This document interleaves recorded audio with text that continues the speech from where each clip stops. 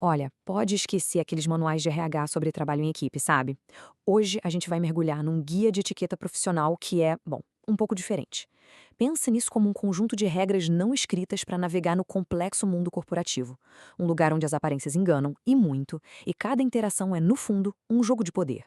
E, para começar, nada melhor do que essa citação do Maquiavel, que já dá o tom da conversa. A premissa aqui é bem direta. O mundo profissional não necessariamente recompensa a bondade pura. Ele recompensa a astúcia. E entender isso, veja bem, não é ser cínico, é ser realista. É o primeiro passo para começar a dominar as regras do jogo. A grande metáfora aqui é que o ambiente de trabalho de hoje em dia se parece muito com uma antiga corte real.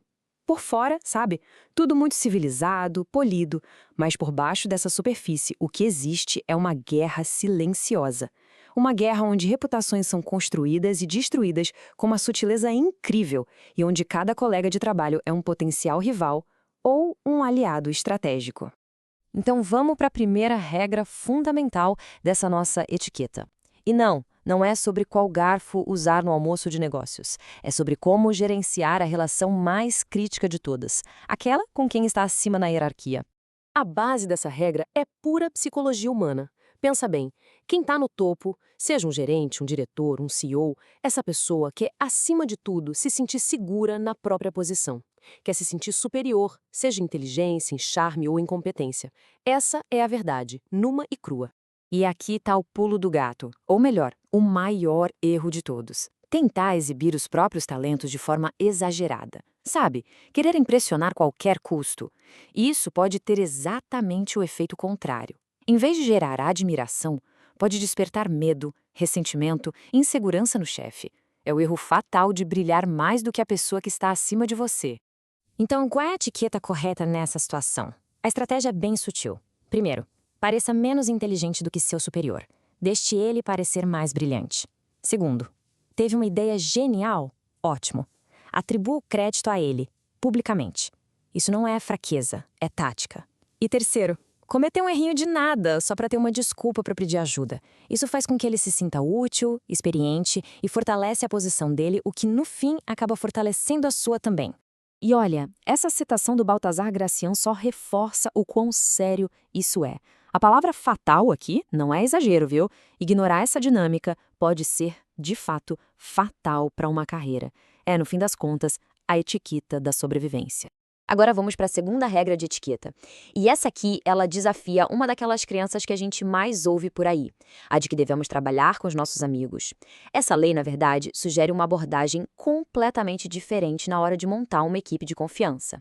Dá uma olhada nessa comparação. Contratar amigos pode ser um verdadeiro campo minado. A inveja parece fácil, a familiaridade gera uma certa acomodação, até ressentimento. Agora, um ex-inimigo, esse pode se tornar um aliado muito mais leal. Por quê? Porque ele tem algo a provar.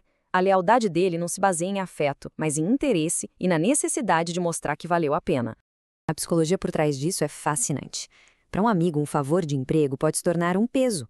Inconscientemente, ele pode até se ressentir por achar que foi escolhido pela amizade e não pelo mérito. E isso cria uma dinâmica de gratidão forçada que, muitas vezes, vira o jogo e se transforma em ingratidão. O historiador Tácito resumiu isso perfeitamente. A gratidão é um fardo. Já um ex-inimigo que é convertido em aliado, ele não sente esse peso.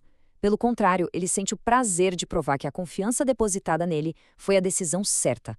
É uma motivação muito, mas muito mais poderosa. E tem mais. Um inimigo declarado é, na verdade, um recurso valioso. Ele nos força a ser mais disciplinados, mais estratégicos, a nunca baixar a guarda. A presença de um adversário claro nos impede de ficar preguiçosos ou acomodados. No fim das contas, é melhor ter um inimigo que se conhece do que um amigo cujas intenções, são um pouco incertas. Ok, a gente passou por duas regras de etiqueta bem peculiares, para dizer o mínimo, mas elas apontam para uma filosofia maior sobre como encarar o poder, não só no trabalho, mas na vida de um modo geral. Resumindo a história toda, o poder é um jogo social. Não dá para evitar. Tentar ficar de fora só significa que alguém vai te usar como peça no tabuleiro dele. E não se trata de ser bom ou mal, se trata de entender as circunstâncias e a psicologia humana. A chave é dominar essa arte com sutileza. Ser um artista do poder, e não um amador desajeitado ou pior, alguém que finge que o jogo nem existe. E claro, a fonte de toda essa nossa análise é a obra super influente e, vamos dizer, controversa de Robert Greene, As 48 Leis do Poder. É basicamente um manual sobre a natureza atemporal da estratégia e da influência humana. E tudo isso nos deixa com uma última pergunta para reflexão. Diante de todas essas dinâmicas que nos cercam o tempo todo, será que estamos conscientemente fazendo nossos movimentos, jogando o jogo? Ou será que estamos só sendo movidos pelo tabuleiro sem nem perceber? A escolha, no fim das contas, é de cada um.